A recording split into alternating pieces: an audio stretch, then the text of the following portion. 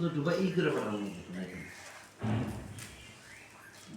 বাড়িতে বানাইছে এখন আমরা একটু যদি চাইলেটা আলাদা করে দিতে আমার জন্য সমস্যা নেই। আমি চাইলে বুঝে আর খাই চাইলে বুঝতে আমার জন্য পাঠাইছে মনে হয়। চাইলে বুঝতে খাওয়া ভিডিও করবে না হুম তুমি একদম বেশি বেশি ইফতারি আমার শাশুড়ি ইফতারির সামনে নিয়ে বসে আছে।